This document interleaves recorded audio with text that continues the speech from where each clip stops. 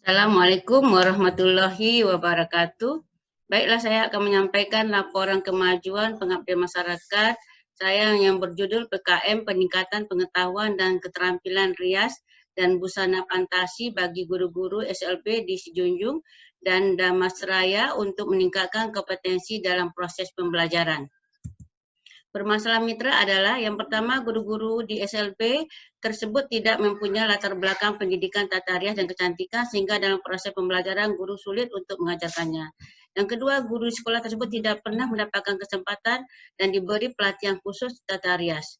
Yang ketiga, kebutuhan masyarakat dalam rias wajah yang makin diminati untuk acara-acara pesta, sedangkan jasa make-up di daerah Sijunjung tersebut masih kurang.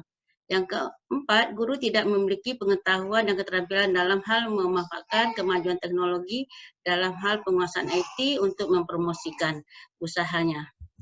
Tujuan dari kegiatan ini adalah pertama, bertambahnya pengetahuan guru-guru tentang rias dan busana fantasi. Yang kedua, bertambahnya keterampilan guru-guru tentang rias dan busana fantasi sehingga dapat direalisasikan dalam proses pembelajaran dengan mentransfer ilmu kepada siswa-siswa dengan harapan siswa memiliki kompetensi yang bisa dijual di masyarakat, khususnya rias dan busana fantasi. Luaran yang akan dicapai adalah pertama, publikasi luaran jurnal nasional ber-ISN. Yang kedua, luaran video kegiatan berdurasi 4 menit. Yang ketiga, publikasi pada media cetak. Metode pelaksanaan dalam kegiatan ini adalah pertama, metode ceramah dan tanya jawab. Metode ini digunakan untuk menjelaskan pengetahuan dan meningkatkan kualitas peserta berdasarkan jenis keterampilan yang telah diberikan.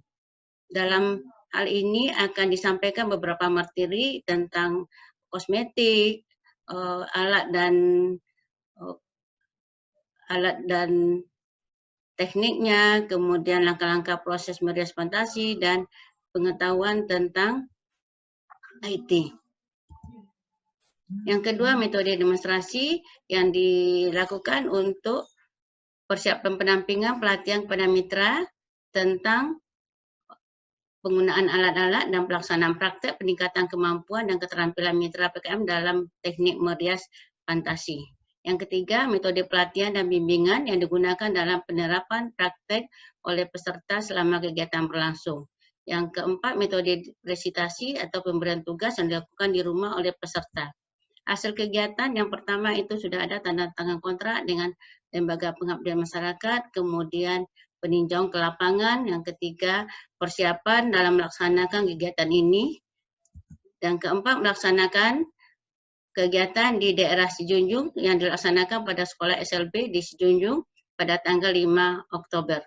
Itu dimulai dengan pembukaan yang dilakukan, itu ada sambutan dari ketua pelaksana dan sambutan oleh kepala sekolah tersebut.